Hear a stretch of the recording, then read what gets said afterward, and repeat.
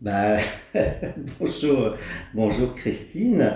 Merci de me recevoir chez toi, plus précisément dans ton cabinet où tu reçois ici à Bruxelles du côté de Delta. Alors quand je commence comme ça ces interviews, j'aime bien dire en quelques mots comment on se connaît. Si je ne m'abuse, on s'est rencontrés lors de Huttes de Sudation. Hein. Je pense Absolument, que c'est il y a quelques années. Il y a quelques c'est années, ça. voilà. La confidentialité veut que nous ne dévoilions pas notre âge. Voilà, c'est ça, c'est ça.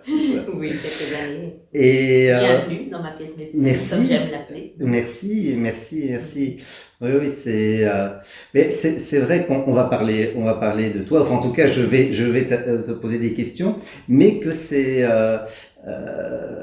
il y a quelque chose j'allais dire de particulier. Chaque cabinet est évidemment particulier, mais je sais pas, j'ai l'impression qu'il y a un lien particulier entre toi et ton atelier. Et avant de commencer, justement, j'avais fait des plans de coupe, donc c'est-à-dire des petites images comme ça alentour. Et je ne veux pas parler de la diversité, mais voilà, il y a quelque chose. Voilà, je ne veux pas forcément arriver à définir. Je ne suis pas sûr qu'aujourd'hui, d'ailleurs, on arrivera à Moi, je tout l'appelle faire. notamment mon cabinet des curiosités. D'accord, Il y a oui, quelque chose oui. de cet ordre-là. Voilà, il y a un peu de tout. Oui, Des oui. choses qui m'inspirent, des Mm, choses qui me plaisent, des choses ou des petits clins d'œil. mm. Donc, oui. C'est effectivement riche d'échos et objets divers et variés. Et alors, je vais t'interviewer notamment par notre point commun, le chamanisme. Mais voilà, je ne connais pas toutes tes activités professionnelles, mais voilà, bien sûr que ça n'a pas nécessairement commencé par ça et ça ne limite pas à ça. Mais c'est vrai que c'est pour moi, voilà, un fil rouge en tout cas de nos rencontres. Et je pense que effectivement, c'est un domaine où je trouve que tu as des choses particulièrement intéressantes en ce qui me concerne, parce qu'on a pu se dire que, en fait, dans nos parcours, d'abord on ne s'est pas croisés, mais on a parcouru un peu des routes un peu différentes, dans des cercles un peu différents, et donc voilà, je trouve ça intéressant. Alors, grande question très générale comme ça, comment ça a commencé pour toi cette aventure avec le chamanisme? Alors, oui, eh bien, j'aime dire que Monsieur Hazard a frappé à ma porte. Euh, En réalité, si on est un peu plus sérieux, c'est une espèce de faisceau d'éléments qui a fait que euh, j'ai pris conscience ou je me suis rendu compte qu'il manquait une chose centrale à ma vie, c'était un élément spirituel. Donc, la granularité de l'explication, c'est j'ai commencé à faire des cercles de femmes au moment où je me suis séparée du papa de mes enfants, ou dans mon travail, je travaillais en multinationale, gros travail corporate, où il n'y a pas, voilà, la spiritualité n'a pas trop sa place, pas encore, j'espère que petit à petit ça va s'ouvrir. Et donc il y avait ça, il y avait le fait que j'ai eu un burn-out, et que donc mon corps m'a dit gentiment, bon ben on débranche toutes les prises, on arrête là, alto sketch, qu'est-ce que tu fais maintenant si tu n'as plus de corps? Et donc il y a eu tout ça, et puis une grosse réorientation professionnelle, grosse transition de vie, et il se fait que je suis tombée en amour, comme disent les Québécois, avec le chamanisme amérindien. En fait, il est venu frapper à ma porte, par le biais d'abord comme participante à la respiration sacrée, et puis le monsieur qui est devenu mon enseignant a ouvert une initiation pour apprendre la respiration sacrée, qui est je dirais, la sœur, le pendant encore plus chamanique de la respiration holotropique. Et de fil en aiguille, je me suis, voilà, c'est quelque chose comme ça où je me suis mise dans le courant, et puis comme je suis très curieuse, je me suis initiée, je me suis formée, je me suis intéressée, j'ai lu, enfin, voilà, et comme si le fleuve devenait, ou le ruisseau devenait un peu rivière, et puis se amenait vers le fleuve. Il y a quelque chose de cet ordre-là où euh, ça a complété, et holotropique veut dire qui tend vers la complétude, ça a complété un espace ou une part de moi qui n'était pas là. Et c'est devenu une, en fait, ma voie de spiritualité. Après, il y en a toute une série et chacun a la sienne. Et je dirais même ma voie de spiritualité du moment.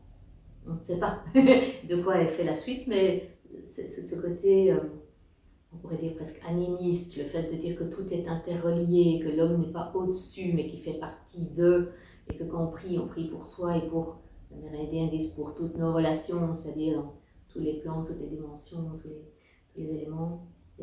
Voilà, c'est une réponse un peu longue, mais c'est ça, le fait d'avoir mis un petit pied, un petit orteil dedans, et puis de me rendre compte qu'il n'y a pas, pour moi en tout cas pour le moment, pas de machine arrière. Je ne pourrais pas désapprendre ce que j'ai appris et je me sens plus complète, plus dans mon assise depuis que cet élément-là est là dans ma vie. Je dirais que ça fait une bonne quinzaine d'années, 15, oui, 15 ans. Ça dépend quelle est la date qu'on commence. Voilà. Et alors, merci pour cette réponse. Et peut-être que tu l'as trouvé un moment trop long, mais pour moi, elle est très riche parce qu'il y a plein de choses là-dedans que sur lesquelles j'aurais envie de t'interroger. Mais peut-être pour poursuivre ce fil-là que tu as commencé, voilà, tu nous as expliqué le moment où le chamanisme et en particulier le chamanisme amérindien Oui. est arrivé dans ta vie. Et je dirais,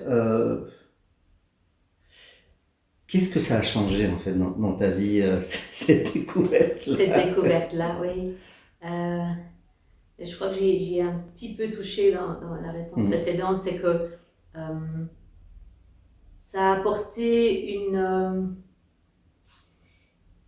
Quand on parle de spiritualité et de contact avec le monde invisible et avec quelque chose qui nous dépasse, que l'on peut appeler le grand esprit, Dieu, l'univers, peu importe, mais ça m'a apporté, je pense, quelque chose de l'ordre de la complétude. C'est vraiment ça, c'est de me sentir plus complète, de sentir que on peut, et aussi plus riche, tu parlais de richesse, de dire tiens, mais lorsque je me sens peut-être coincée dans un aspect de ma vie, de pouvoir me recueillir, me poser, tourner le regard vers l'intérieur, prier. De nouveau, les mots qu'on met dessus sont dogmatiques ou pas. Dans mon cas, ma spiritualité est absolument non dogmatique. Parce que ma perception des dogmes, c'est que ça enferme. Ça biaise, ça coupe, ça clive. Et je trouve ça dommage, plutôt que de dire on est tous sous un même ciel. Et donc ça m'a apporté ce côté de peut-être quelque chose de plus tranquille à l'intérieur, une sorte de sérénité, c'est pas pérenne, hein, on est bien d'accord que je reste une humaine parfaitement imparfaite avec toutes mes émotions et tout qui je suis. Mais comme si je pouvais, comme une base, comme une fondation sur laquelle je peux m'appuyer et à laquelle je peux revenir, et puis de recontacter, de me remettre on pourrait dire dans mon axe, dans ma verticalité quand je pars un peu comme une flaque. ça me donne, oui, c'est vraiment cette espèce de base, de sécurité, ok, là, reviens à toi, et puis on repart pour un cycle, parce que j'aime beaucoup l'idée que tout est cyclique. Mais je pense que si vraiment je devais résumer, c'est ça que ça m'a apporté quand je compare à ma vie d'avant, où ça manquait cruellement. Je disais toujours que je courais comme une poule sans tête. On dirait que j'ai retrouvé la tête et il y a quelque chose de l'ordre de la verticalité, comme invitation de revenir régulièrement à la verticalité. Mais merci de mettre ça en mots, parce que c'est en posant la question, j'étais bien conscient que c'est subtil, hein, c'est subtil d'expliquer quelque chose qu'on vit, qui se met sur le temps, qui prend le temps. Et ça, je trouve que c'est super important que tu le dises, que tu en témoignes. C'est pas non plus quelque chose, c'est à la fois une base, mais à la fois, comment dire, c'est pas pour ça qu'on ne retombe pas dans nos travers. Par contre, il y a cette base. Il y a cette base d'une part, et d'autre part, il y a aussi ce que j'appellerais cette conscience du centre de l'axe, et donc plus facile de sentir quand on est désaxé. Exact, exact. Oui, oui, tout à fait. Et, on parlait de chamanisme amérindien, c'est réellement tous les enseignements, cette sagesse de la roue de médecine, où les 4 points cardinaux et puis les 13 lunes et tout le côté horizontal, rond et cyclique, et puis qui passe par le centre, et puis quand on vient à la verticale, le père ciel, la terre mère, et qui repasse par le centre. Donc ce centre est extrêmement... oui, comme tu dis, c'est comme un point de repère, une balise, et plus on le pratique, plus on revient au centre, plus on vient et on muscle, on pourrait dire, cette pratique, mais plus vite on sent quand on n'est plus dans le centre. Donc désaligné, décentré, plus dans l'axe. Oh, oups, ah ok, qu'est-ce qui se passe? Alors bon, bah, après, c'est tout le travail de musculation spirituelle, de dire ok, qu'est-ce que je fais pour y revenir, bon, et pas se flageller en disant ah, j'ai de nouveau raté, je suis de nouveau. Non, mais je reste une humaine, quoi. Et honorer aussi le fait que, bah oui, en fait, ça fait partie de l'expérience humaine, d'être régulièrement désaxé, de régulièrement revenir. Jamais rien n'est pour toujours, moi je dis. Donc il y a quelque chose de cet ordre-là, de dire ben oui, mais de tendre vers ce centre de plus en plus. Et peut-être la pratique régulière, quelle qu'elle soit, je pense, aide. Avant de revenir sur la respiration holotropique, les enseignements plus généralement que tu as reçus, et aussi tout ce que tu pratiques aujourd'hui,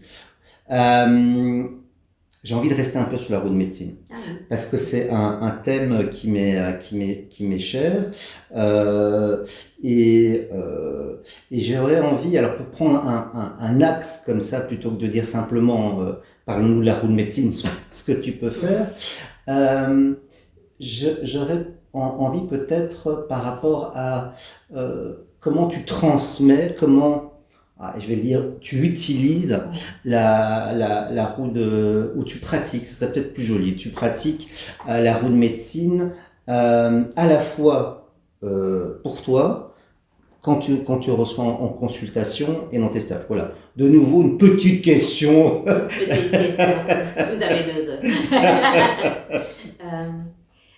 Je crois que c'est une très chouette question parce que je l'utilise pour moi, comme je disais, comme une espèce de balise, de point de départ ou de point d'assise ou d'aplomb, on pourrait dire. Et parfois c'est conscient, en disant ah oui, là je me rends compte que, par exemple, cet hiver j'ai eu beaucoup de dialogue avec la direction du Nord, qui dans la roue de médecine est, si on prend les saisons, c'est l'hiver, c'est l'apparente mort ou non-vie de la nature, c'est les ancêtres, c'est la patience, c'est la jachère, et tout ça. Et en fait, j'étais à cet endroit-là de mes activités professionnelles. Dans mon corps, j'avais vraiment envie, une amie qui appelle ça le wintering, elle prend plusieurs semaines, voire mois.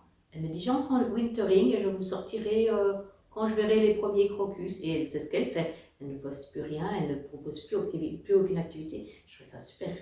Et donc, dans ma vie, je me dis tiens, je nomme, je me dis tiens, là je suis vraiment en relation avec la direction du Nord, avec la direction des ancêtres, et ça m'aide dans mes projets à me dire tiens, on dirait que là il y a quelque chose plutôt de cette direction-là, ou plutôt de cette énergie-là. Donc ça c'est pour moi. Et ce qui est intéressant, je trouve, c'est qu'on peut en même temps, dans son corps par exemple, ou dans son énergie, être plutôt dans quelque chose de la régénération, le repos, la non-activité, on pourrait dire, et en même temps se dire, ah ben, il y a quand même des choses qui qui germent déjà. Donc je suis en même temps au nord et dans l'hiver, mais on dirait que le printemps commence déjà à pointer le bout de son nez. Enfin voilà, et qu'on peut en même temps être là et en même temps être là. Donc il y a pas, c'est beaucoup de la médecine du et pas tellement du ou. Donc ça c'est pour moi, on pourrait dire, que ce soit dans ma vie pro ou ma vie de famille ou enfin voilà, des choses comme ça. Et j'accompagne, par exemple, lorsque j'accompagne des personnes ici, dans cette pièce médecine, typiquement la personne arrive, elle me pose son intention, elle me dit pourquoi elle est là, comment je peux l'aider. Et puis, une fois qu'elle est installée, je vais faire un appel aux directions, qui est une cérémonie qui appelle les directions cardinales, qui appelle le haut, le bas, et qui ramène chaque fois au centre. Donc ça fait partie de la manière dont j'accompagne. Il y a toujours cette route médecine, toujours. Et de manière plus vaste, je pense que c'est comme si je l'avais tellement pratiquée qu'elle fait partie, je sais pas si c'est un peu arrogant de dire ça, elle fait partie de moi, mais c'est comme si je m'étais appropriée dans le sens faire mienne toute cette sagesse, en tout cas aller chercher cette sagesse régulièrement. Je trouve ça, c'est tellement riche et il y a des tas de bouquins là-dessus, il y a des tas d'enseignements des Amérindiens là-dessus et je trouve ça vraiment comme une base sur laquelle s'appuyer quoi. Et c'est devenu quelque chose qui fait intimement et intrinsèquement partie de ma manière d'accompagner l'autre. En t'écoutant, la façon dont tu en parles, tu parles de la roue de médecine, ce que j'apprécie et qui rejoint plein de choses chez moi, c'est que tu en parles de façon très universelle. Parce que bien sûr, effectivement, que en Occident, en Europe, c'est par les Amérindiens, peut-être plus les Lakota, mais ça je ne pourrais pas dire, qu'on a reçu cet enseignement-là, et que sans jouer au Lakota, en fait, on peut retrouver pour nous, en fait, la sagesse, la vérité, l'intensité, la puissance de cette médecine-là, de cette symbolique-là. Parce que quand on parle des points cardinaux, pas quand on parle du haut et du bas et du centre, de la succession des saisons, et on pourrait ajouter d'autres éléments, enfin les éléments aussi. Oui, les éléments, oui c'est ça, la vie d'un homme, les différents stades de la vie, voilà. C'est macro et micro en même temps. C'est ça, et d'où du coup la possibilité, oui, que chacun puisse l'explorer à sa façon. Donc ça, je trouve, moi, c'est quelque chose qui me parle beaucoup, et j'amène ce sujet, mais bon, tu peux en parler si tu veux, mais c'est juste pour expliquer que il arrive que je me pose des questions par rapport à certains traditionalistes. Tu vois, certains traditionalistes pour qui, notamment la roue de médecine, voilà, c'est quelque chose qu'ils ont appris d'une certaine façon, et qui eux-mêmes ne transmettraient pas autrement, et parfois ne supportent pas que d'autres le font. De même pour le mot chamanisme, je connais effectivement un certain nombre de chamans, de praticiens, d'hommes médecine ou de femmes médecine qui n'aiment pas qu'on associe le mot amérindien avec chamanisme, tu le sais, voilà. Bien donc voilà, j'ai pas spécialement envie d'ouvrir le débat ici, mais si tu veux en parler, en tout cas, quand tu parlais de ton ouverture et du voilà, je trouve que la roue de médecine, c'est on sent vraiment le et, comme tu disais. Oui. Ben, je suis assez d'accord, juste de rebondir, si tu es d'accord sur le côté universel et sur le côté, et aussi l'aspect de porteur de tradition. Parce que je pense que quand un porteur de tradition, qu'il soit Lakota, qu'il soit de Mongolie, qu'il soit d'Afrique, qu'il soit du fin fond de l'Amazonie, a reçu depuis X générations et va transmettre de la manière dont il a reçu. Et c'est dans leur ADN, c'est dans leur manière de transmettre. Ils vont transmettre comme ils l'ont reçu. Et je crois que c'est la grande différence entre le fait d'être porteur de tradition et gardien de tradition. Et quelque part, je peux comprendre que lorsque on s'inspire de ça en n'étant pas porteur de cette tradition, ça peut fâcher ou ça peut être dérangeant. À Lakota disent non, mais tu fais une huile de sudation, mais en fait tu ne peux pas parce que c'est pas comme ça que moi je l'ai appris et puis je ne te l'ai pas transmise à toi et en fait il y a de ça. Donc c'est pour ça que on parle beaucoup maintenant d'appropriation culturelle, on parle beaucoup de comment est-ce que on peut en même temps transmettre, si on n'est pas porteur de tradition, avec respect et ne pas laisser peut-être mourir certaines traditions. Je trouve ça très délicat et la personne qui m'a initiée à la pratique par exemple des huiles de sudation, que nous connaissons, c'est par là que nous le connaissons, il fait vraiment cette différence entre les porteurs de tradition et les gens qui ne sont pas porteurs mais qui s'en inspirent et qui sont, il y a presque encore plus de respect, de délicatesse si on fait ça bien, je mets des guillemets en or, si on fait ça avec sagesse, courage, mais surtout respect de ce qui nous a été enseigné et de pouvoir nommer les choses. Moi, je ne suis pas porteuse de tradition de rien. Je suis occidentale, belgo-hollandaise. Alors, j'ai les terres d'ici qui me portent, mais j'ai effectivement reçu toute une série de choses que je me permets de transmettre à ma sauce, on pourrait dire, mais je nomme toujours. C'est pour ça que je dis, j'aime beaucoup la symbolique de la roue de médecine et je dis amérindienne parce que sinon, bon, mais je ne suis pas amérindienne, mais j'aime bien dire c'est ça qui me porte. Et en même temps, si je trouve quelque chose qui est similaire, imaginons par exemple chez les Sibériens, pour prendre un exemple, ou en Amazonie, je me dis, tiens, il y a quelque chose qui, on dirait que c'est, on pourrait dire la même énergie ou le même enseignement. Et ça j'adore parce que je me dis, mais si une tradition dit ça et une autre tradition complètement différente dit quelque chose de similaire et là encore une troisième dit,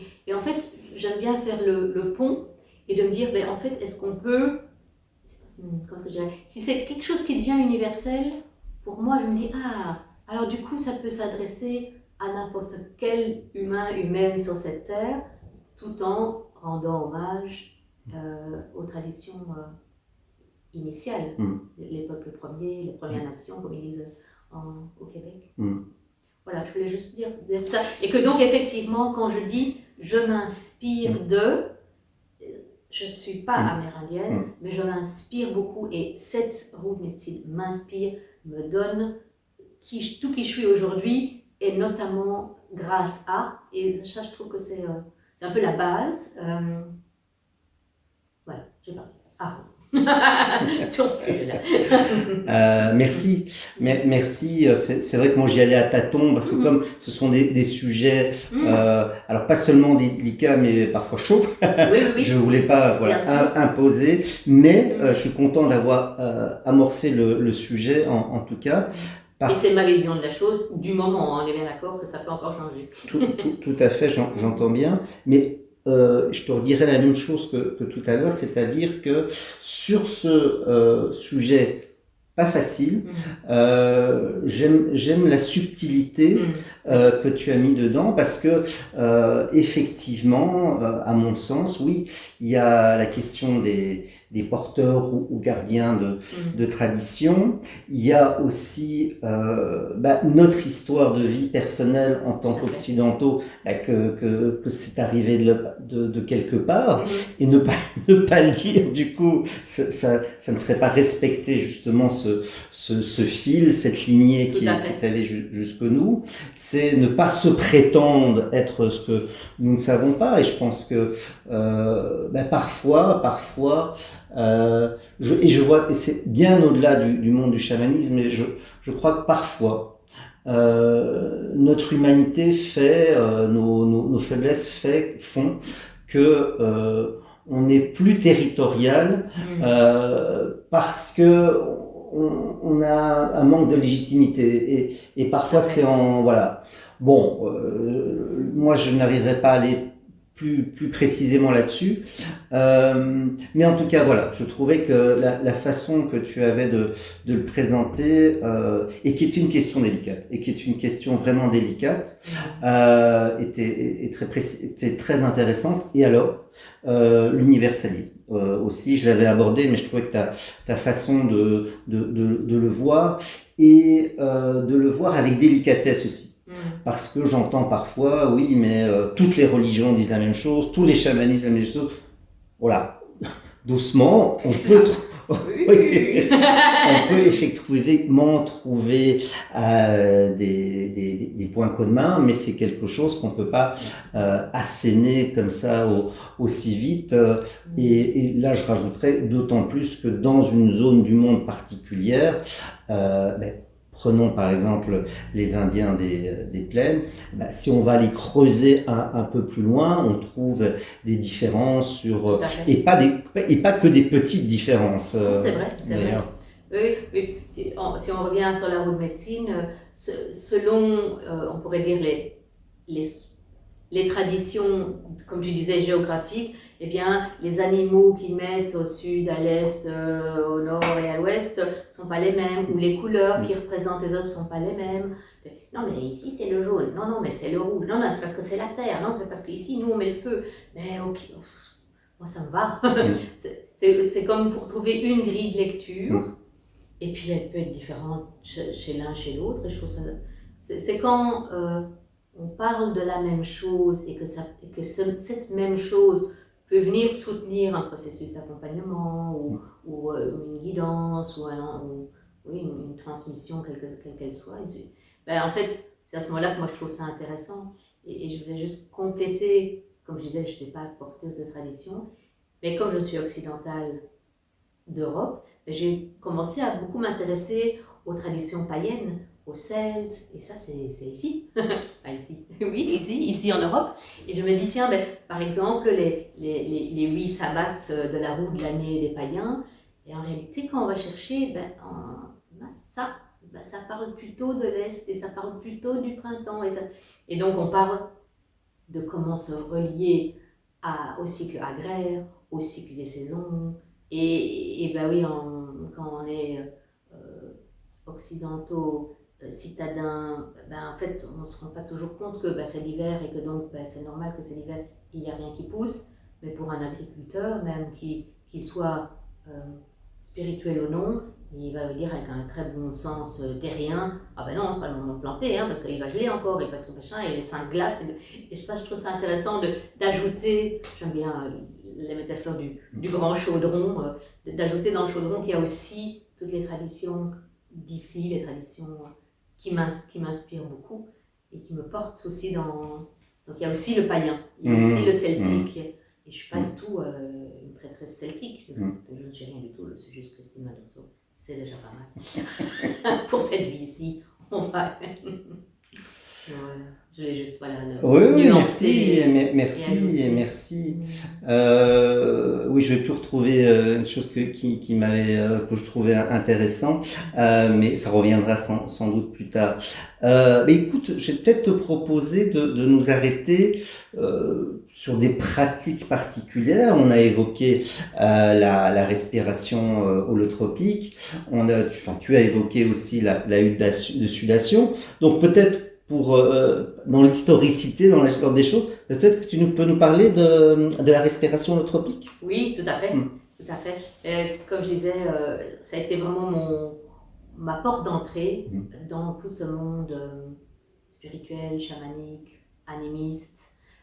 Ça a été vraiment comme pratiquante lambda au début, la respiration sacrée, qui est, comme je disais, le pendant encore plus spirituel de la respiration holotropique. Donc en réalité, l'enseignant qui s'appelle Michael est un homme, un psychologue jungien. Déjà jungien, c'est intéressant parce que Jung a beaucoup été exploré tous ces domaines chamaniques. Et il a aussi étudié l'anthropologie médicale, Donc il a rencontré des hommes et des femmes médecine de tout partout sur la planète. Il a aussi étudié la théologie. Et tout ça fait, et comme il a des racines, dans son cas Cherokee, sa mission de vie, on pourrait dire, était de faire le pont entre la sagesse ancestrale amérindienne et la psychologie occidentale. Et il a, dans son parcours, rencontré Stanislav Grof, qui est le fondateur, on pourrait dire, de la respiration holotropique. La respiration holotropique a été créée, fondée, rêvée, parce que Grof avait beaucoup travaillé avec les psychédéliques dans le passé. C'est un ami personnel Hoffman, LSD, il a beaucoup travaillé d'abord avec des psychédéliques. Et puis, quand Nixon est arrivé, a fait War on Drugs, c'est plus possible, tout ça est illégal, c'est des drogues. Et Grof a dit, tiens, comment est-ce que je peux faire autrement pour quand même accompagner mes patients. C'était un psychiatre au départ et à l'arrivée, il est toujours psychiatre. Et il a dit, comment est-ce que je peux faire sans avoir accès à des psychédéliques?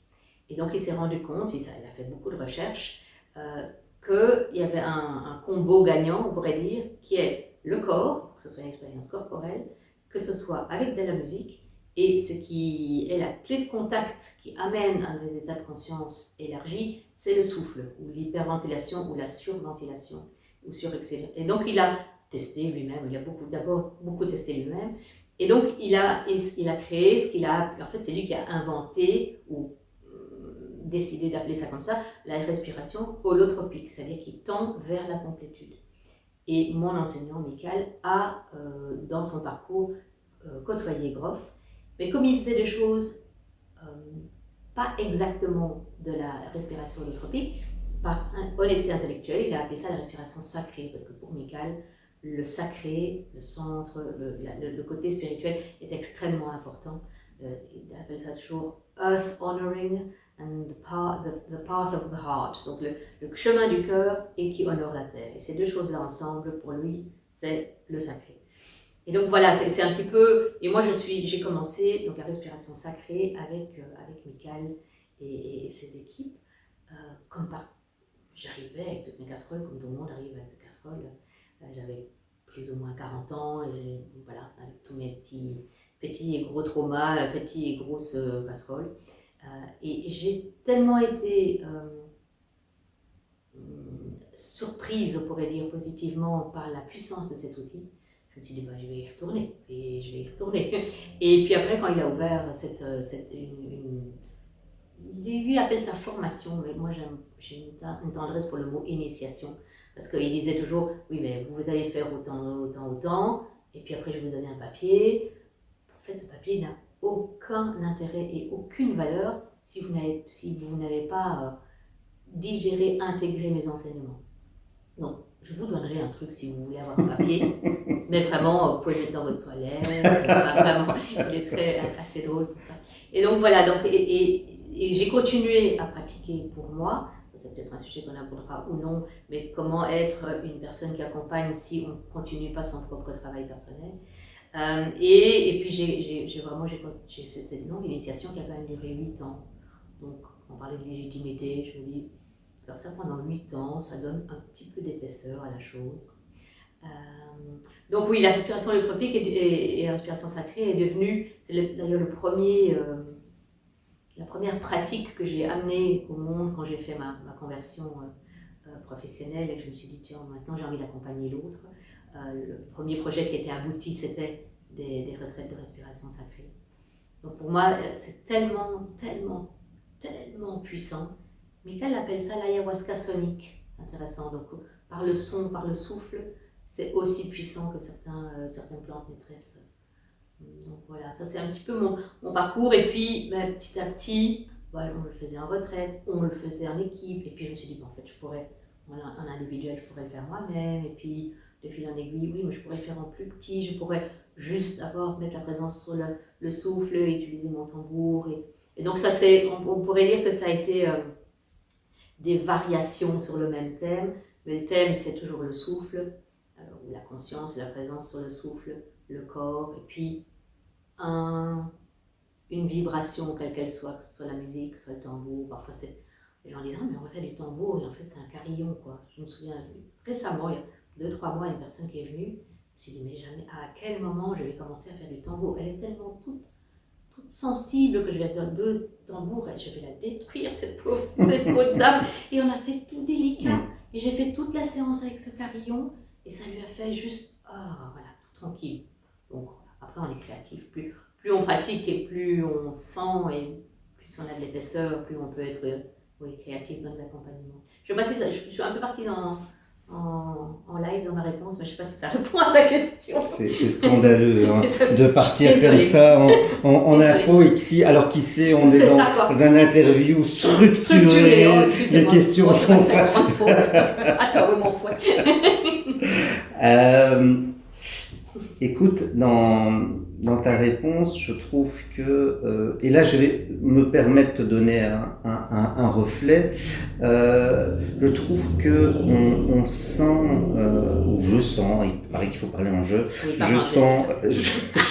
je sens tout particulièrement, alors voilà, je suis contaminé par toi, je dis un nom anglais, le range, donc la gamme,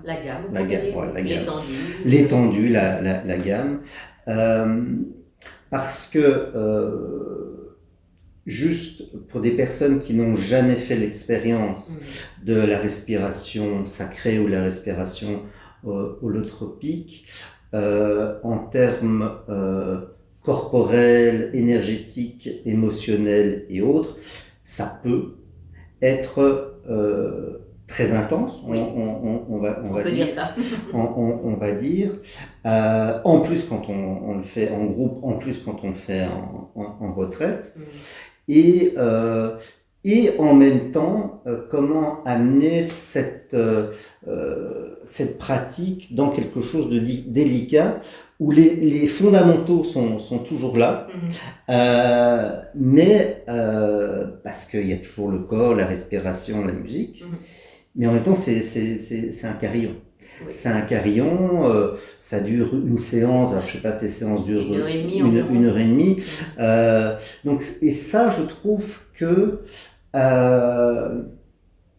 il y a plein de niveaux. D'abord, je trouve que c'est assez spécifique à ce qu'on appelle ta médecine.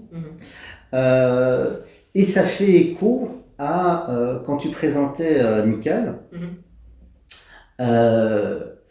Toutes ces facettes, tradition, universitaire, explorateur, mais justement, je trouve que ça, et la psychologie, oui, je ne vais pas oublier la psychologie, surtout pas, ça parle de ça, je trouve, ça parle de comment se reconnecter à une source puissante, transformatrice, et comment arriver à l'intégrer. Et on a déjà eu précédemment des discussions là-dessus, parce que je crois qu'effectivement, comme nous ne vivons plus, pour la plupart en tant que citadins, dans un contexte où on est challengé autant par notre environnement, en fait, ça prend un autre sens que de vivre ces expériences-là, mais ça nous demande aussi un autre travail pour l'intégrer de façon plus fine. Oui, je suis assez d'accord avec toi, et c'est vraiment j'aime pas tellement utiliser le langage militaire, mais c'est quand même un de mes chevaux de bataille. C'est quelque chose qui est non négociable pour moi, c'est que les personnes que j'accompagne comme tu dis, j'aime beaucoup ce mot de transformation, d'évolution, si elles viennent juste pour se faire un trip en état de conscience modifié, en fait, je leur dis qu'ils ont juste frappé à la mauvaise porte. Ça ne m'intéresse pas de leur faire vivre un trip.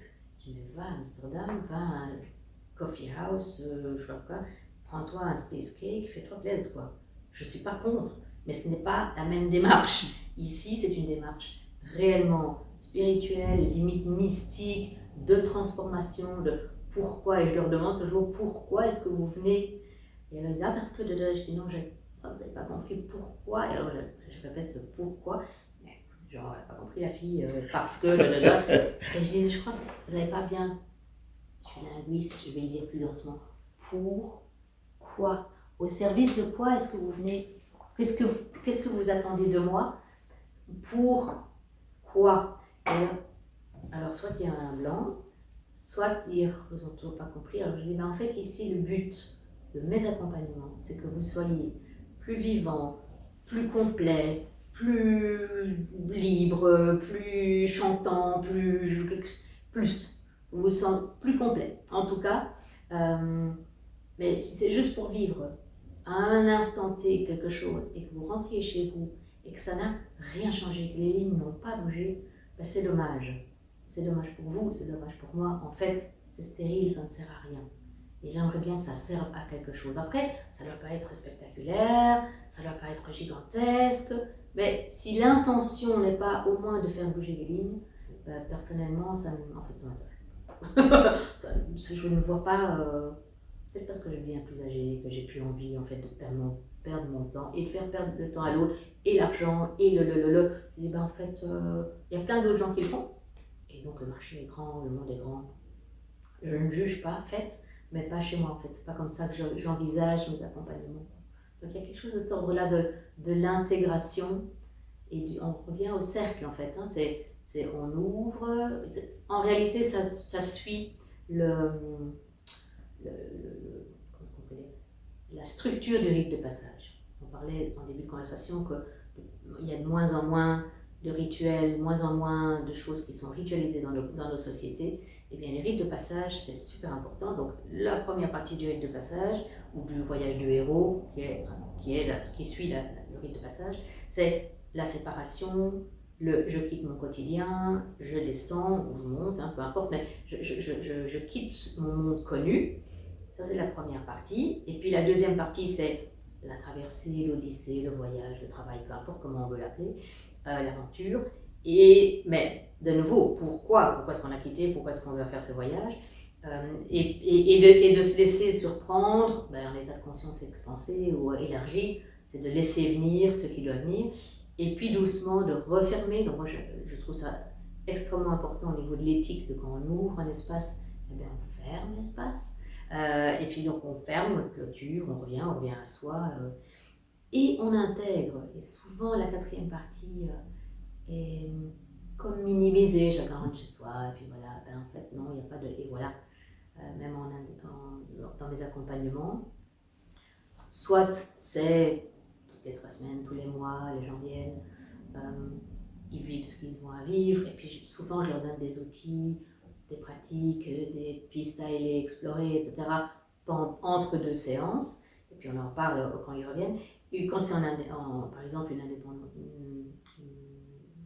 respiration sacrée individuelle, eh bien, le avant, c'est toute la conversation qu'on a avant, la préparation, le jour J, on pourrait dire de la cérémonie, c'est la traversée, et puis je reste à disposition, je les accompagne encore entre le moment où ils ont fini leur cérémonie et ils quittent ici, et une séance de clôture, et puis je mets vraiment de manière rituelle une séance de clôture, on ouvre, on traverse, on ferme, et puis ils doivent intégrer. Il y en a qui veulent tout de suite revenir, je fais non.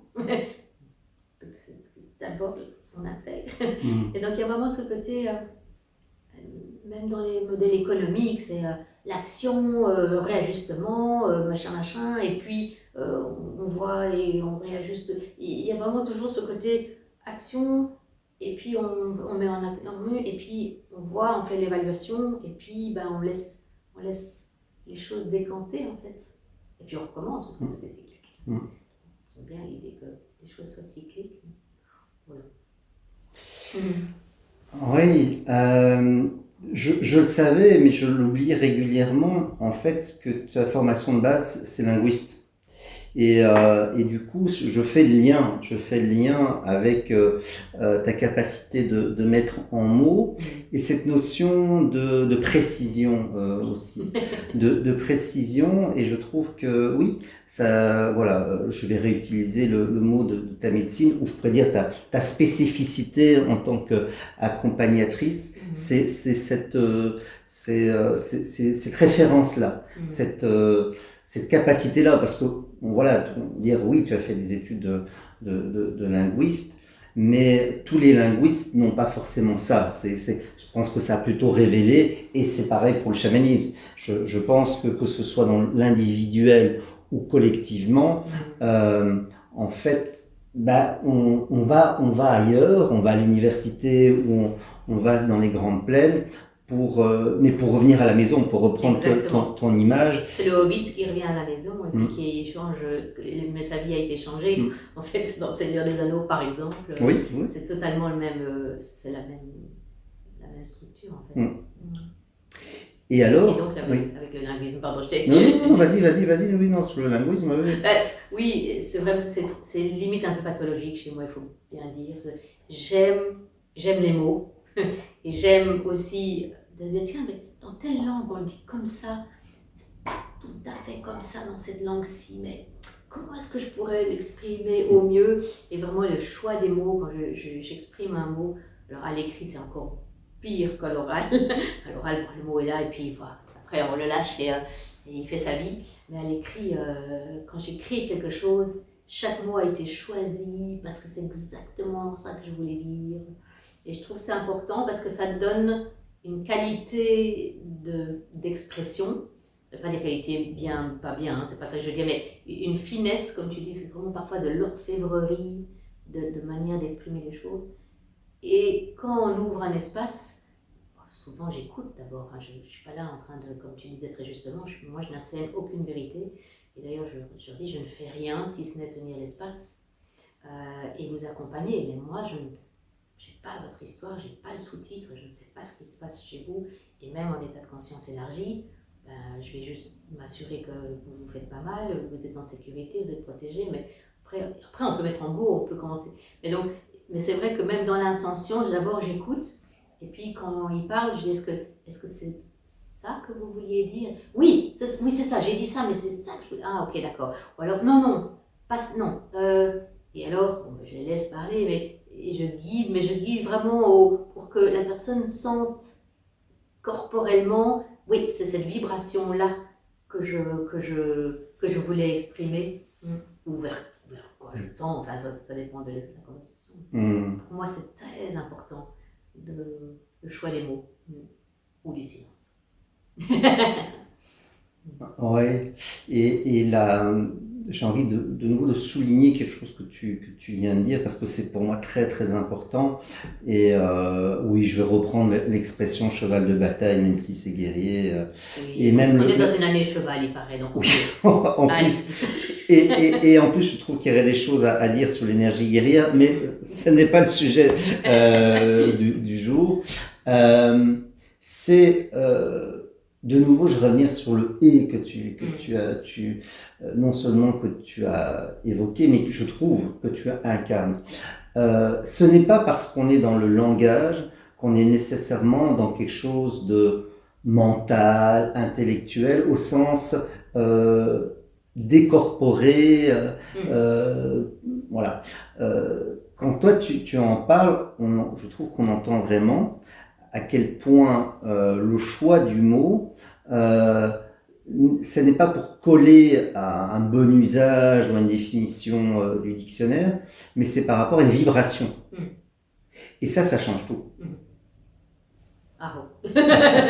Oui, tout à fait. Je ne sais pas très bien comment je vais rebondir là-dessus, mais que ce soit la vibration par le mot ou par le chant, parce que moi j'aime beaucoup les chants médecine, les mantras, ou même des sonorités d'instruments de musique.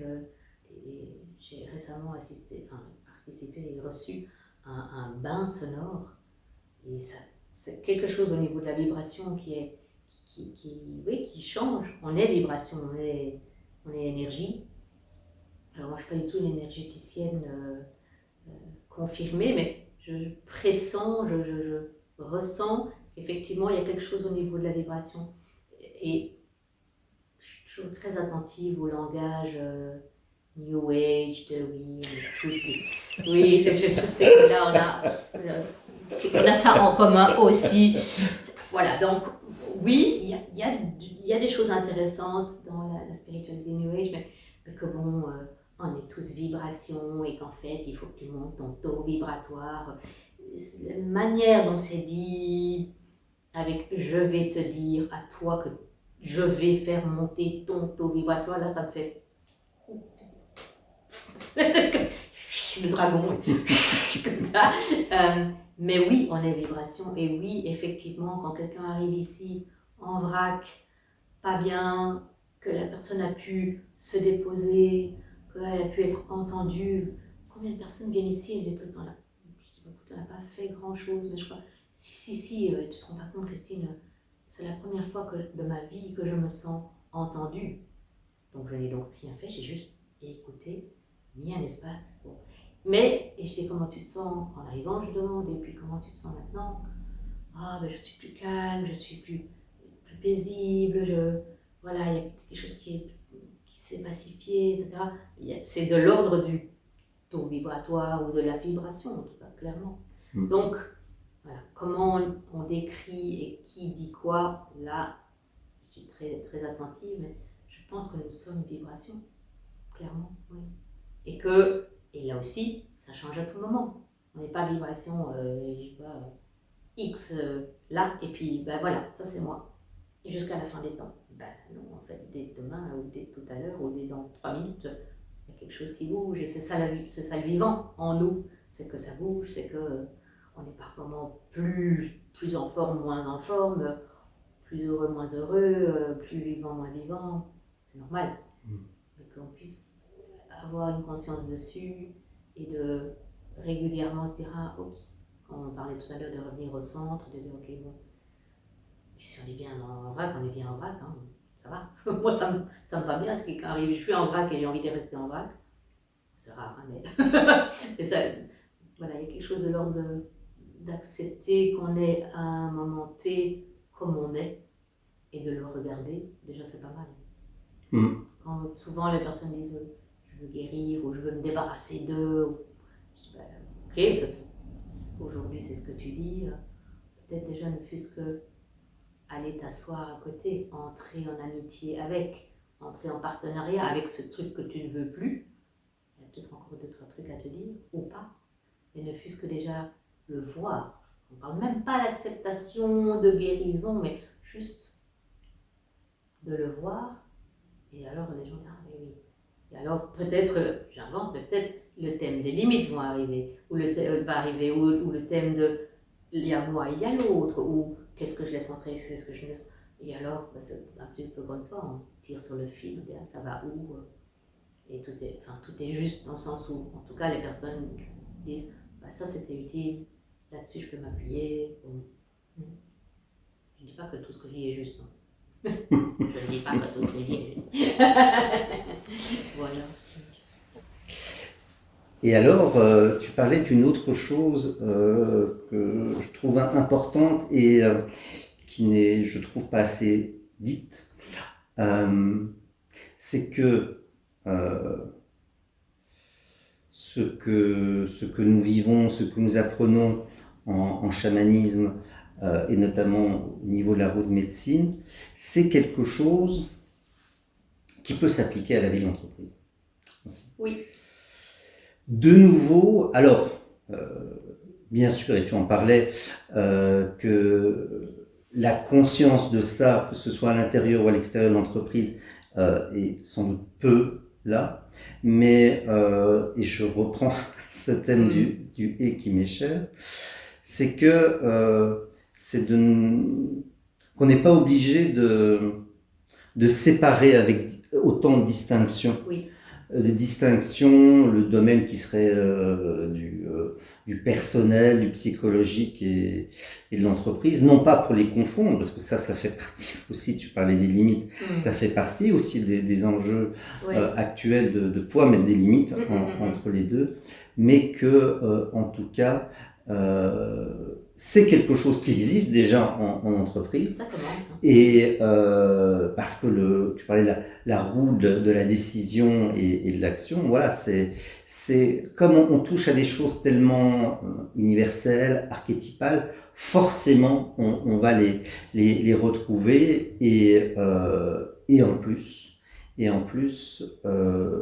que ce soit au niveau personnel ou au niveau organisationnel, quelle que soit la taille de l'organisation, retrouver de nouveau cette sagesse du cycle et pas seulement de la linéarité Oui. ou de la croissance À tout prix. sans limite. Sans Oui, limite, je trouve ouais. ça intéressant. Oui, oui, tout à fait. Je pense que c'est quelque chose on est aux prémices, euh, mais il y a de plus en plus d'abord d'entreprises qui commencent à amener de l'éthique, d'amener des leaderships un peu plus inspirants.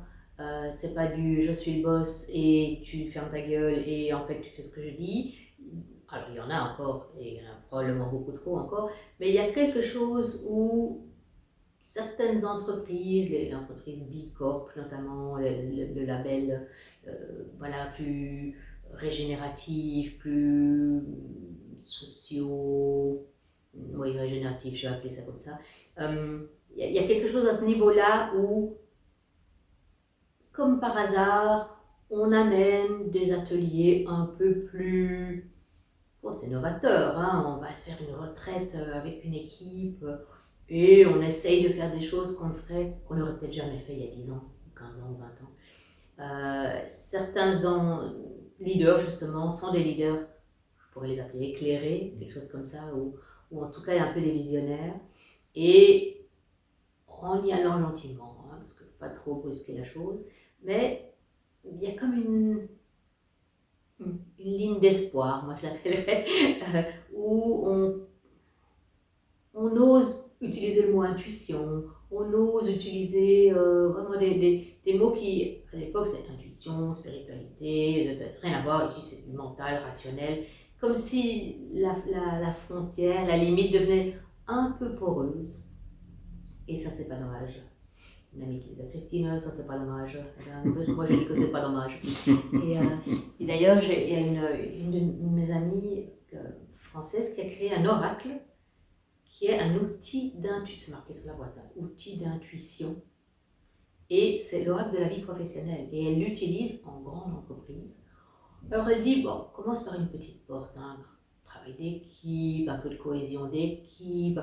Elle me dit, parfois des petits trucs gratuits, et puis, évidemment, en général, elle entre parce que le leader plus haut on pourrait dire dans la hiérarchie est déjà acquis à la cause, entre guillemets. Mais je trouve ça intéressant que cet oracle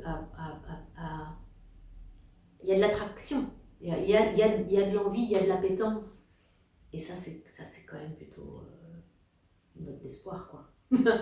Alors, il y aura toujours, je pense, si loin que moi je peux voir, c'est-à-dire la fin de ma vie, il y aura des entreprises qui sont des grosses entreprises hiérarchiques ou voilà. Les multinationales, c'est même il y a quelque chose qui est de l'ordre de l'organique, mais l'organique du profit. Et les plus petites entreprises, il y a peut-être bien moyen d'arriver à quelque chose de l'ordre de l'humain est un vrai humain et il y a une humaine et un humain. Et peut-être aussi la thématique de la prévention du burn-out, c'était quand même la maladie du XXe siècle et du début du XXIe, et c'est pas fini, loin de là. Mais on en parle, on se rend compte que, je parlais notamment du slowpreneuriat, les slowpreneurs, le mycélium, le côté entreprendre sans s'épuiser, entreprendre et que ce soit génératif et utile pour tout le monde, pas le je, moi et ma gueule qui va me faire plein de thunes, mais le ok, moi, et puis quelqu'un d'autre, et puis on peut le faire ensemble, il y a le côté on avance, pas comme la concurrence, mais plutôt comme des collaborations. Je trouve que tout ça, c'est des petites graines qui visiblement commencent à pousser. Et voilà, je trouve ça, c'est peut-être par là que va une partie de l'humanité. Inch'Allah. Inch'Allah. Inch'Allah.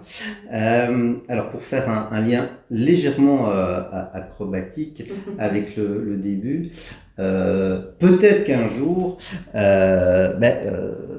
qu'une équipe professionnelle aille faire une hutte de sudation, ça paraîtra voilà, quelque chose d'absolument sensé qui ne choquera plus. Et donc, tout ça pour en revenir aux huttes de sudation, Oui. tu l'avais compris, hein, c'était pas très subtil. C'est très bien, c'est très bien. C'est Pour, très oui. voilà, comme une boucle, une boucle pour revenir à ça. Qu'est-ce que tu pourrais nous partager sur ton parcours avec les huttes de sudation? C'est un rituel que je trouve extrêmement riche à plein de niveaux. Euh, c'est de nouveau de la tradition plutôt amérindienne, Indiens des plaines, comme tu les appelles, Indiens d'Amérique du Nord, mais aussi Amérique centrale, aussi en Amazonie. Donc il y a quelque chose de l'ordre de l'Amérique, on pourrait dire, du continent américain. Après, il l'appelle Inipi, il l'appelle Sweat Lodge, il l'appelle Temascal, il y a plusieurs mots pour nommer quelque chose qui est quand même au niveau territoire et géographique assez vaste. C'est une cérémonie, un rituel qui basiquement est un rituel de purification. Donc les Indiens des plaines, les Amérindiens d'Amérique du Nord, ils les utilisaient tous les mois. Tous les mois, le sage, le ritual elder, le chaman ou l'homme médecine guidait une hutte de sudation une fois par mois. Je pense que dans certaines tribus ou certaines traditions, c'était une fois pour les femmes et les hommes se mettaient au service des femmes. Et puis le mois d'après, c'était une hutte pour les hommes et les femmes se mettaient au service des hommes. Je trouve ça assez joli, ce côté alternance. Et c'est un rituel de purification, déjà basiquement, parce qu'on amène dans un trou dans la terre où on a fait une hutte, on pourrait appeler ça comme un igloo chaud, où symboliquement on rentre dans le ventre de la terre-mère, des pierres qui ont été chauffées préalablement dans un feu sacré, on a parlé aux pierres, parlé au feu, de manière animiste, hein, comme c'est des cérémonies chamaniques, donc c'est le grand-père feu, c'est les grands-mères pierres, c'est le vent, c'est l'eau, chaque élément a comme un esprit, est animé en fait. Et donc et le bois, on remercie le bois pour l'arbre qui a donné le bois qui a pu chauffer. Et on amène dans cet espace clos ces pierres, on verse de l'eau dessus et ça fait suer.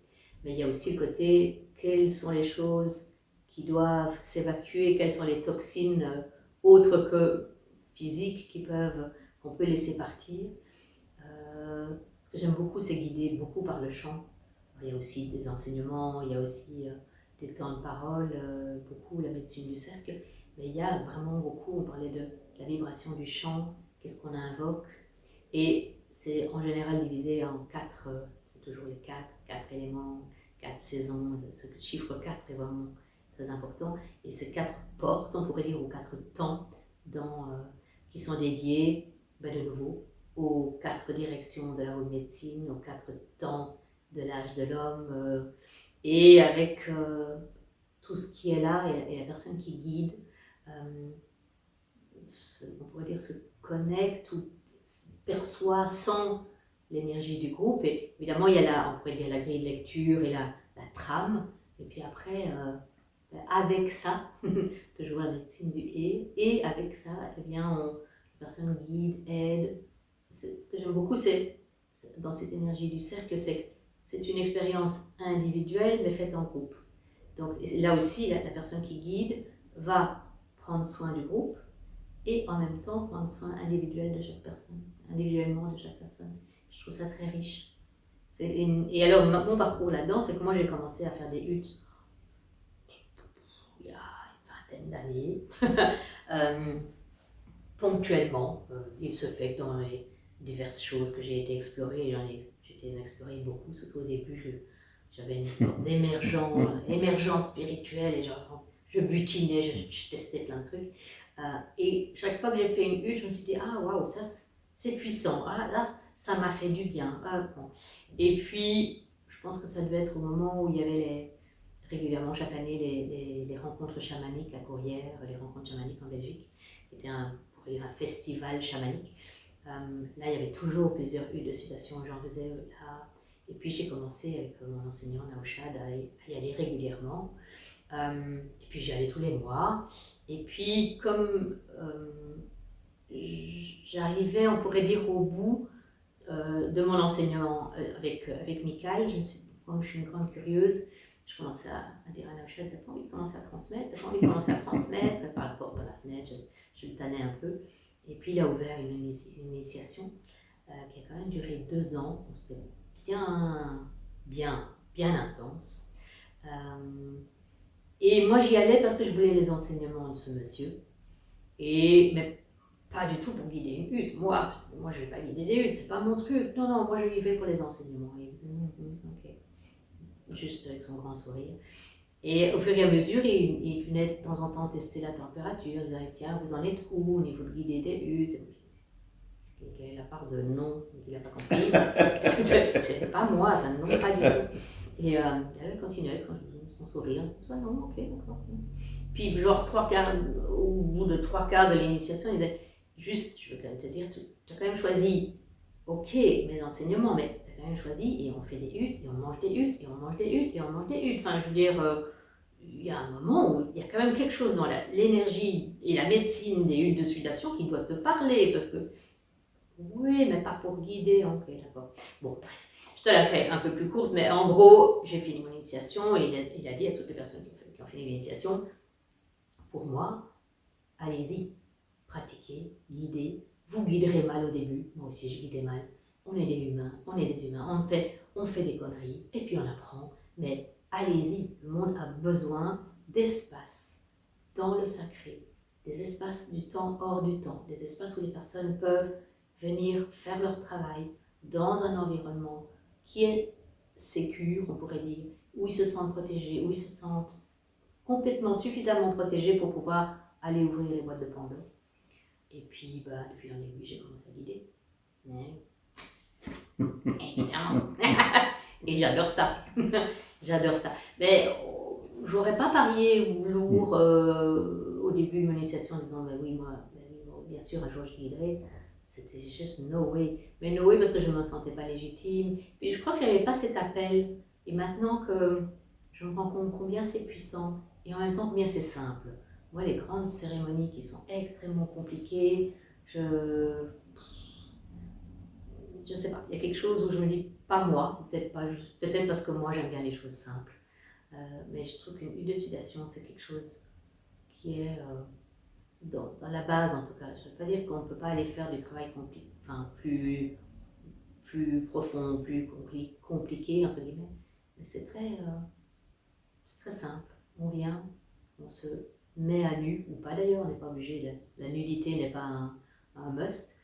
Mais est-ce qu'on est d'accord de se montrer vulnérable? Est-ce qu'on est d'accord en groupe de se dire certaines personnes arrivent tout fermées, et puis dès qu'il y en a 4 qui ont parlé, j'avais pas du tout prévu de dire ça, mais c'est joli, je trouve. C'est vraiment beau d'être témoin d'humains et d'humaines qui se mettent en chemin et qui osent ouvrir parce que l'environnement est là. C'est un peu comme dans les psychédéliques où on parle des 3 S, le set, le setting et le substance. Le set, c'est le mindset, c'est est-ce que je suis prête dans ma tête, est-ce que j'ai l'état d'esprit pour faire ça ou pas. Le setting, c'est tout l'environnement. Est-ce que la personne qui guide est légitime, suffisamment formée, suffisamment, on parlait d'épaisseur tout à l'heure, est-ce qu'elle a l'épaisseur nécessaire, est-ce qu'elle peut contenir l'espace, est-ce que tout l'environnement est suffisamment sécure pour que la personne puisse aller. Puis bon, le S de substance ici, ce serait plutôt la médecine de souffle ou la médecine de la hutte, mais il faut quand même un peu les 3, et que les 3 soient qualitatifs. Ouh, j'ai dit un gros mot, qualitatif. J'ai dit qualité. D'abord, comme j'aime bien faire des liens, quand je t'entends parler des huttes de sudation, J'ai l'impression que, au-delà de la spécificité, bien sûr, de cette médecine-là, c'est aussi une pratique qui réunit beaucoup de parties de toi qu'on a évoquées ici. C'est-à-dire, ça tu en as parlé, la roue de médecine. Oui. Cette alliance du très intense et du très subtil, de l'individuel et du groupe, et alors ces trois dimensions dont tu parlais par rapport à la respiration sacrée, le corps, la respiration et la musique, le chant. Oui. Et oui, donc pour moi en tout cas, ça fait encore plus sens qu'à un moment cette médecine soit présentée à toi.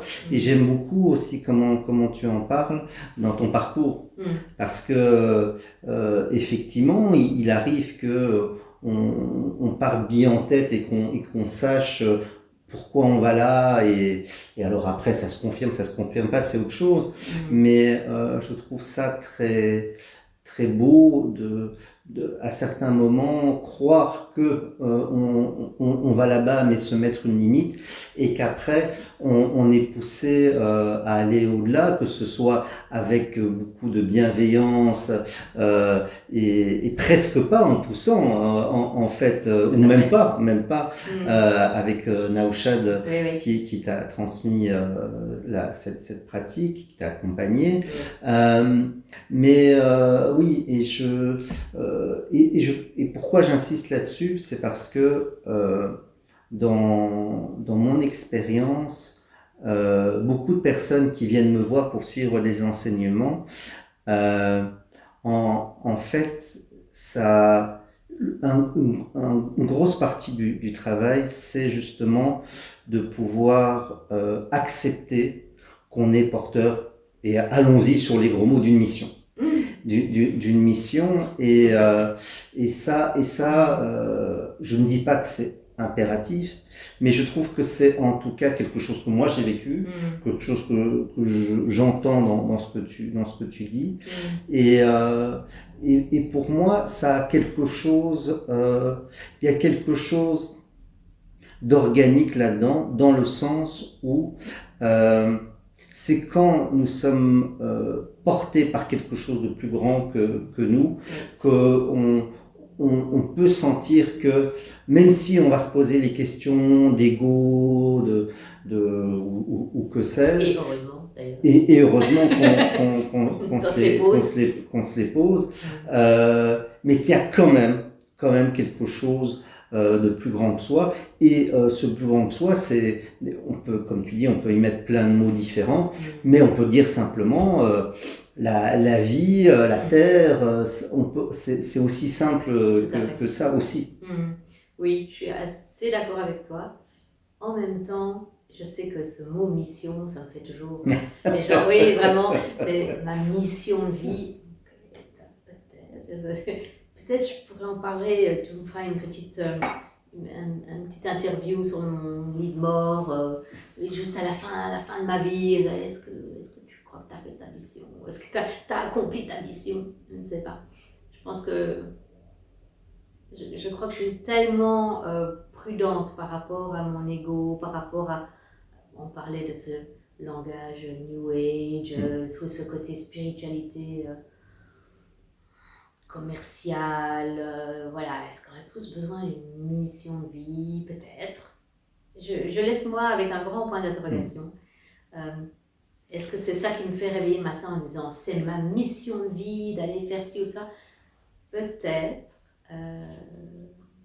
En tout cas, faire des choses qui ont un sens pour moi et qui sont en même temps des choses qui me nourrissent à ton niveau, qui remplissent mon portefeuille, mais aussi qui nourrissent mon âme, on pourrait dire, qui fait chanter mon âme, que ça ait un sens, ça oui. Mais est-ce qu'un agriculteur qui a sa ferme, qui travaille, qui a ses vaches, son truc, je sais pas, son petit lopin de terre, est-ce qu'il se pose la question s'il a une mission de vie? Il a une vie qui lui convient et c'est ok. Voilà. Donc, va pour mission, mais avec des guillemets en or. Mmh. Oui, Mais voilà. Mais oui, en tout cas, quelque chose qui a du sens, quelque chose qui fait sens. Et dans mon cas, depuis presque maintenant 10 ans que j'ai opéré ce changement, cette transition professionnelle, d'être au service, d'aider l'autre, d'aider l'humain. Et chacun a son affinité. Certaines personnes sont dans la cause animale et je trouve ça très bien. C'est pas mon cas, mais heureusement qu'il y en a d'autres qui le font. Ou les personnes porteurs de handicap. Enfin, et ce qui est chouette, c'est que chaque personne peut peut-être trouver à quoi il sert et au mieux et avec tout qui il est. Ça oui. Moi j'aime accompagner l'humain et l'humaine. Beaucoup plus les humaines que les humains pour le moment. J'espère qu'il y aura plus d'humains qui viendront frapper à la porte. Plus, ouais, accompagner l'humain dans sa transition, dans sa transformation, dans son cheminer avec quelqu'un qui a besoin ponctuellement de repères, de guidance, parfois d'outils. Hein. Parfois des personnes viennent et viennent 2 fois et en fait c'est bon, elles ont compris et hop, elles repartent et moi ça me va tout bien. Puisque mon objectif c'est que les personnes cheminent vers l'autonomie. Donc avec tout le respect que j'ai pour les psys, mais les psys qui voient quelqu'un pendant 2 ans, 3 ans, tous les jours, le mardi à 10h, je me dis, est-ce qu'il y a quelque chose qui pousse vers l'autonomie? Alors peut-être que dans ce cas-là, c'est pas nécessaire, mais là, le travail que moi je propose, c'est clairement quelque chose où la personne peut avancer toute seule. Ça ne veut pas dire qu'elle ne peut pas revenir dans 1 an, 2 ans en disant tiens, ça j'ai tout intégré, il y a un nouveau chantier ou un nouveau dossier, on ouvre ça. Et il y a vraiment le côté j'ouvre, je traverse, je ferme et puis en fait je vis ma vie sans toi, entre guillemets. Et ça, je trouve ça très important. C'est pour ça que maintenant j'ai vraiment insisté, une chose que je ne faisais pas avant, mais que j'ai mis en place dans mes accompagnements, c'est qu'on a une première session où on apprend à se connaître, on apprend à sentir, il y a beaucoup vraiment de ressenti. Et je dis aux personnes, c'est une première séance et on peut s'arrêter là. Si vous me dites, en réalité, merci Christine, t'es bien sympathique, mais en fait, ça va juste pas le faire, c'est tout à fait ok pour moi. Parce que, comme je disais, le monde est grand, il y a plein de thérapeutes, plein d'accompagnants, plein de coachs, plein de, et c'est ok. Et c'est aussi pour moi l'occasion, pendant la première séance, de voir est-ce que je suis à la bonne place pour l'accompagner, est-ce que je suis bien, est-ce que ça va être utile, est-ce que je vais pouvoir vraiment mettre à son service. Et puis on chemine pendant X. On met pas le chiffre à X, on met X, minimum 3-4 fois. Mais pour moi, comme je disais, quelque chose que j'ai mis en place, c'est de faire une séance de clôture. Alors on peut le ritualiser, parfois je vais dans la forêt, on laisse derrière nous on regarde devant nous, on honore le chemin parcouru. Ça peut prendre plein ou ça peut être juste une séance au tambour. Mais de se dire, tiens, là maintenant, le travail qu'on a fait ensemble, eh bien, on ferme ce cycle-là. Et puis, voilà. Après, la personne va à sa vie. Et pour moi, c'est important de fermer le travail ouvert. De nouveau, j'ouvre l'espace. Et puis, je suis à disposition aussi. Je trouve assez généreuse dans mon temps, dans mon énergie, entre les séances, si c'est nécessaire. Si c'est trop nécessaire, on appelle ça une consulte et c'est payant. Mais sinon, ça peut être quelques messages par WhatsApp, par exemple. Tiens, il m'arrive ça, ou il y a quelque chose qui a émergé, ou là je comprends pas, ou j'ai essayé de mettre ça en place, mais ça ne fonctionne pas. Et donc, pour moi, entre les séances formelles, payantes, je trouve que c'est chouette aussi de pouvoir accompagner. Et donc, pendant tout ce temps, on chemine ensemble, en fait. Et c'est le fait de fermer officiellement, on pourrait dire, ou de manière rituelle, solennelle, de dire ok, là maintenant on ferme. Voilà. Alors je trouve que tu as très bien fait de revenir sur le mot mission, parce qu'effectivement, comme tu le disais pour le mot vibration, c'est un mot qui est galvaudé. C'est un mot qui est galvaudé et qui en plus est souvent utilisé, alors que ce soit dans le milieu du développement personnel, la spiritualité ou du lignage, ou de l'entreprise, parce qu'on en parle aussi de mission. Mission, vision, c'est quoi mission, vision et un troisième, bref, oui, oui, absolument. Je ne sais plus. Oui. Et effectivement, je pense que comment c'est véhiculé, le concept de mission, c'est quelque chose de très rigide. Qui est un rôle particulier qu'on aurait et qui serait très important. Oui, qui serait très important. Et j'aime beaucoup l'image que tu utilisais par l'agriculteur. Et je vais reprendre d'ailleurs quelque chose que tu as dit pour expliciter un peu plus ce que moi je mets derrière le mot mission ou le mot médecine d'ailleurs, c'est d'être à la bonne place. Voilà. Ouais. Et pour moi, être à la bonne place, ça ne veut pas dire qu'on est indispensable, certainement pas. Ça ne veut pas dire qu'on est tout puissant, certainement pas.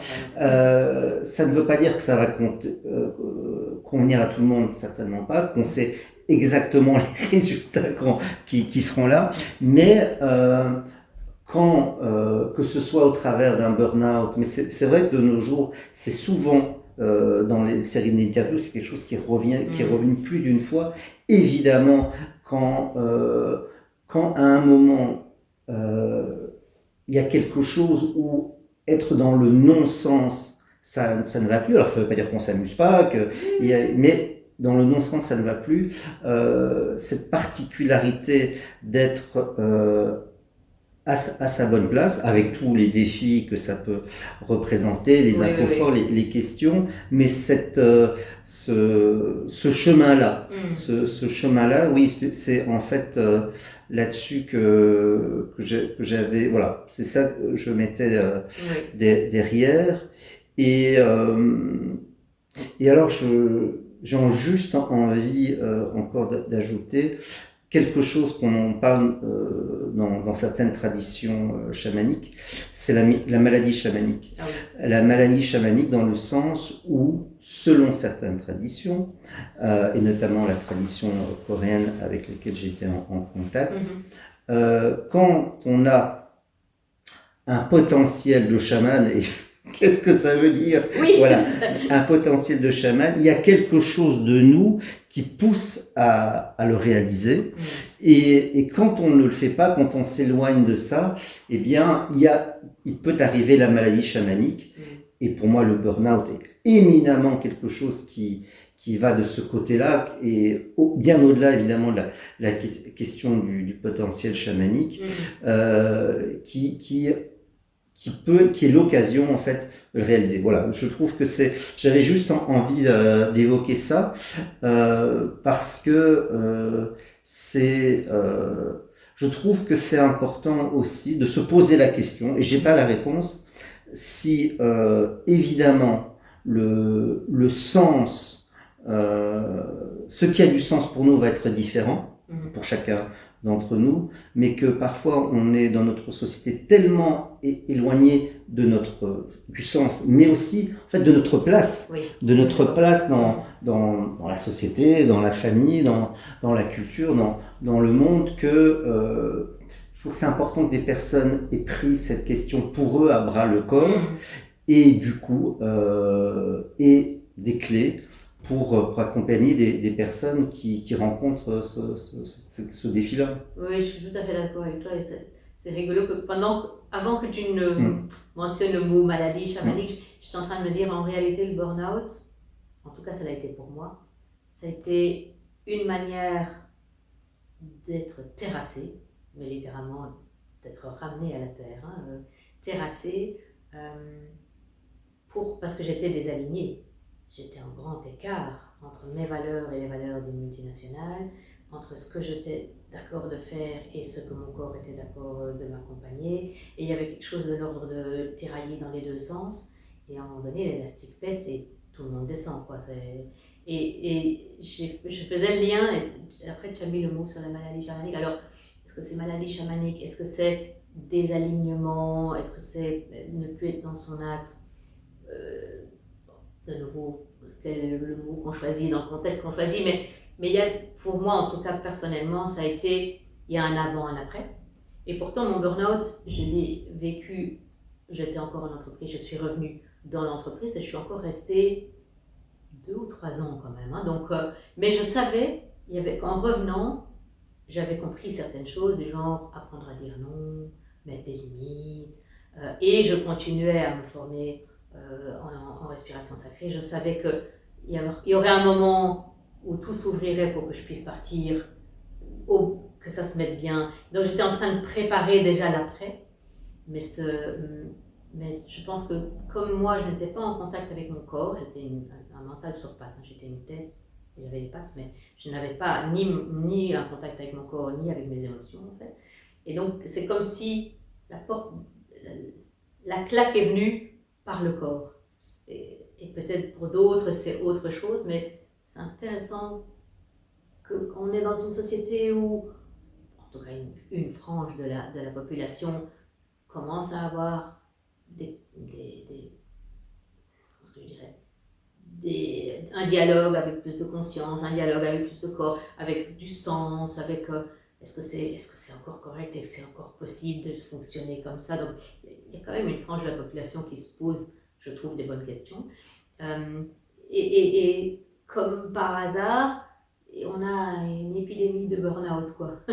Donc c'est intéressant. Je ne sais pas s'il y a des études sérieuses sur la question, mais je trouve qu'il y a quelque chose de l'ordre de la maladie qui vient nous pousser et nous faire poser des bonnes questions. Mmh. Oui, oui, oui, oui. Et en fait, quand je t'entends, quand je t'écoute,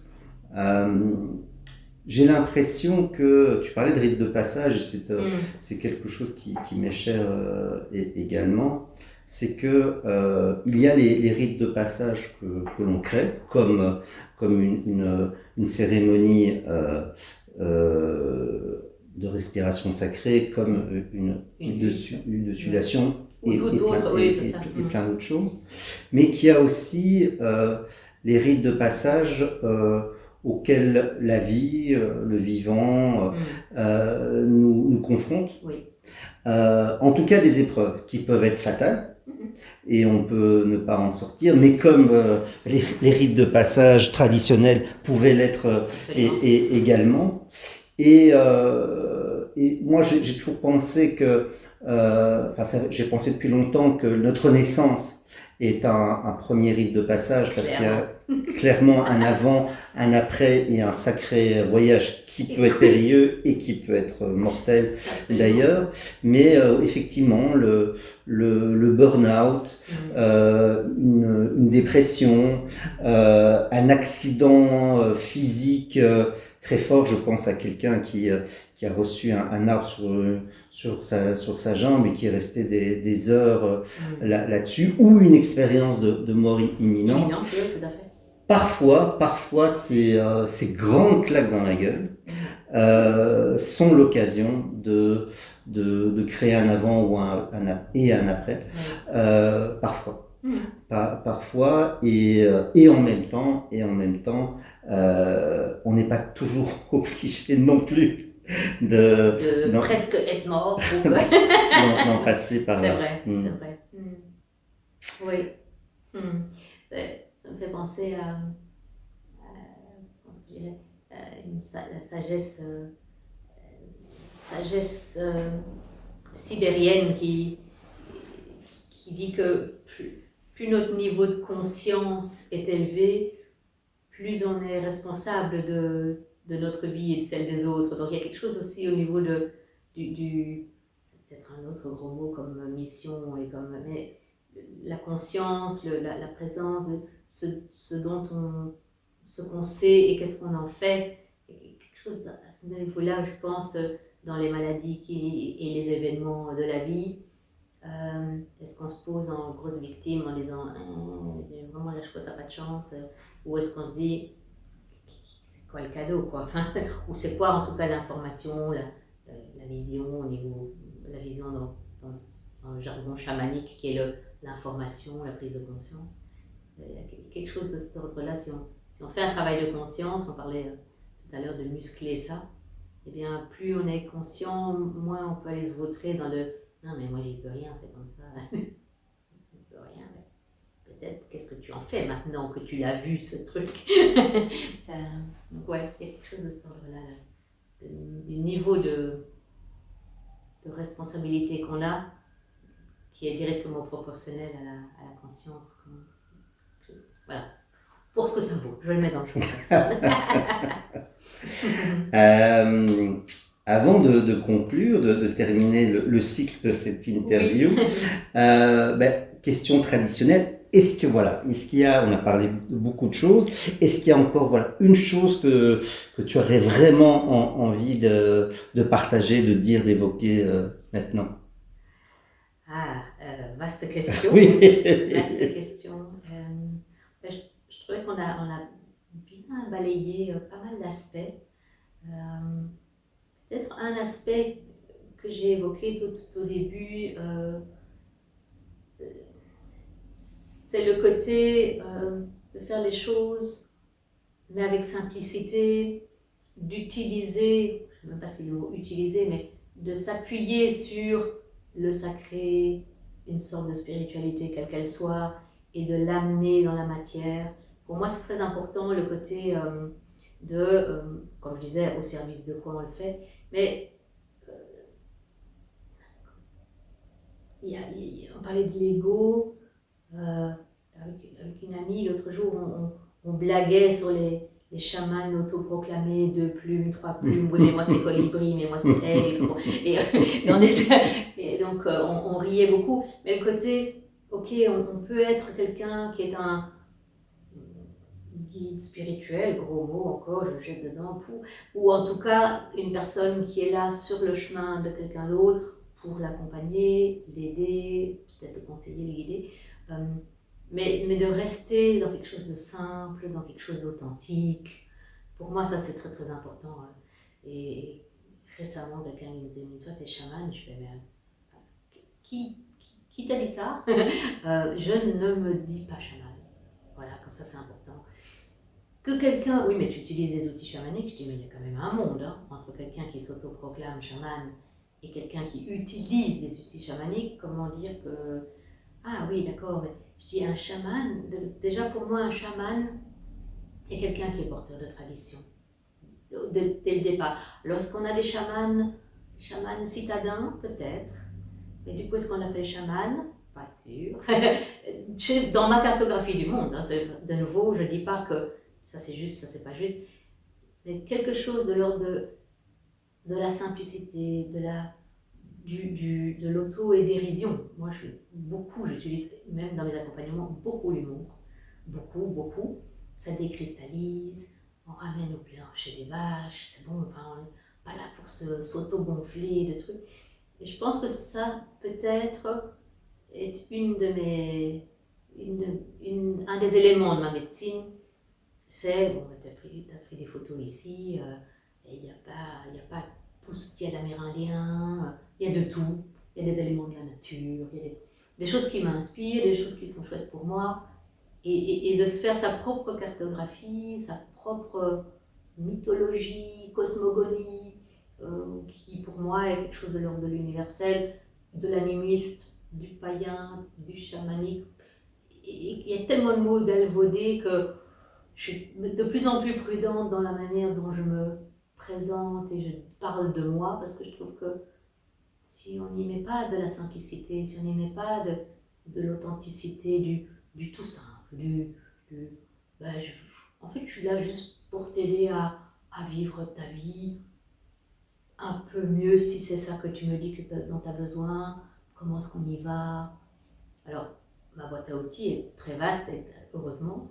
Mais parfois, c'est des petites choses, mais petites, je mets des guillemets en or, c'est petit dans le sens très simple, mais alors ça a une grande puissance. Donc, peut-être ça que j'avais envie juste d'ajouter. Restons simples, restons dans l'humour, restons authentiques, ne nous prenons pas trop la tête. On peut faire les choses sérieusement sans se prendre au sérieux, ça me paraît bien. Je crois que j'ai dit. Ah.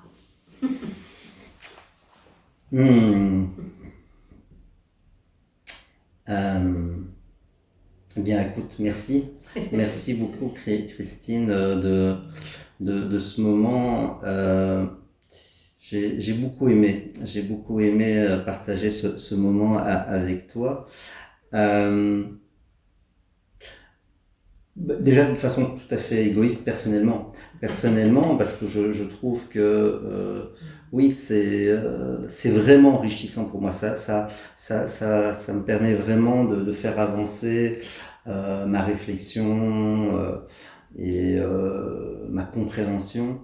Donc au-delà du plaisir humain de l'échange qui est là aussi, voilà, pour moi c'est un niveau. Et en plus, je trouve que c'était l'occasion de t'entendre sur des sujets qui me sont chers. Et j'ai amené mon propre point de vue d'ailleurs là-dessus à certains moments.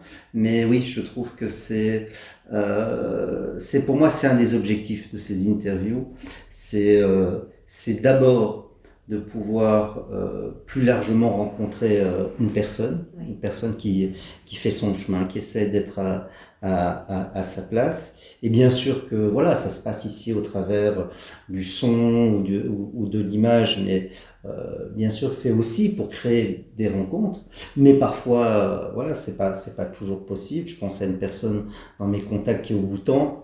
Voilà, je suis pas sûr qu'elle va prendre rendez-vous avec toi pour la semaine prochaine, mais qui sait? On ne sait jamais. Mais qui sait? De rien attendre et s'attendre à tout. C'est ce Voilà. qu'on dit en respiration sacrée juste avant qu'il parte en disant n'attendez rien, genre n'ayez pas trop d'attente parce que sinon vous êtes déçus, mais attendez-vous à tout, on ne sait pas. Non, mais donc voilà, je trouve que c'est. Blague terminée.